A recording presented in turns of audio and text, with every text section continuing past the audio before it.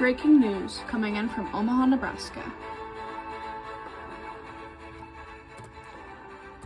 Look in your kitchen cabinets because lead has been found in store-bought spices.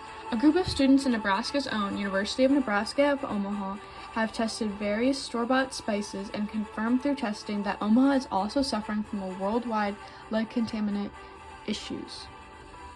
Even though no amount is deemed safe, as little as 3.5 micrograms have had adverse side effects. People exposed to lead through drinking water, via lead pipes, mining and manufacturing operations, and products such as batteries and outdated lead paint have had damage done to their brain and nervous system, causing behavioral and mental learning disorders.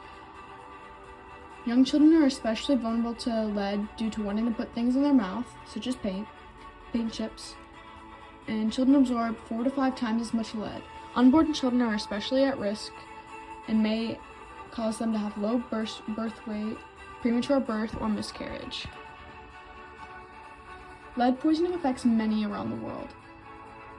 About 30% of idiopathic intellectual disorders, 4.6% of cardiovascular deaths, and 3% of kidney disease deaths.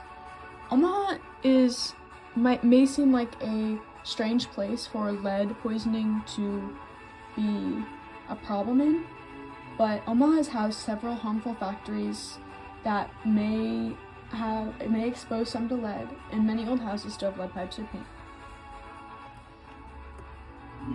How'd they do it?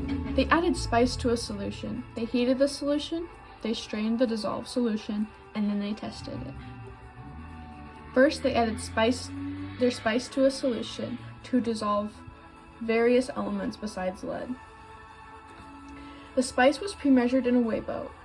In this particular example, 1.047 grams of an unknown spice were placed in a weigh boat with the identifier T-123. The information given in collaboration with the high school students, this came from one of their cabinets, had unknown spice, unknown country of origin, unknown everything basically. At 0 minutes, this is a picture of the real spice tested. Looks like is theorized to be some sort of peppercorn, often seen in grinders at stores. The proctor of the study added 8 milliliters of concentrated nitric acid and 3 milliliters of 30% hydrogen peroxide to the Erlenmeyer flask. If you didn't know, this is the Erlenmeyer flask. According to Caitlin Richards, the glass immediately felt warm, so it was an exothermic reaction. Disclaimer: nitric acid is extremely corrosive and will damage eyes upon contact. The acid will burn skin, and hydrogen peroxide is damaging to the skin. Do not try at home. Then the solution was heated, allowing the reaction to take up less time. Here's a good picture of the reaction going on the hot plate. You see nitric acid, NO2, coming out.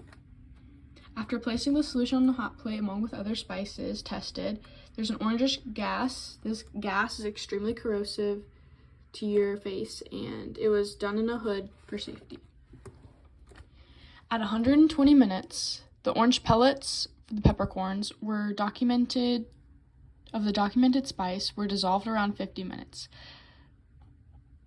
Beside the continued production of nitric gas bubbling, the last change appeared about 120 minutes. There was an observed sour smell in the cooled solution. Here's another good picture. The solution was then strained so that only lead would remain in the liquid media. Here's a good diagram of what's going on. Right there would be the filter paper. Here's a good unrelated image of another experiment. So you see they pour the mixture with the solid in with the filter paper. The solid is strained and then only liquid remains. The cooled solution was filtered into a 10 milliliter volumetric flask. The solution was then diluted to the 10 milliliter mark using a medicine dropper and deionized water in a beaker. No images were collected, but these are some of the better ones we could find. Then the media was sent for testing at UNMC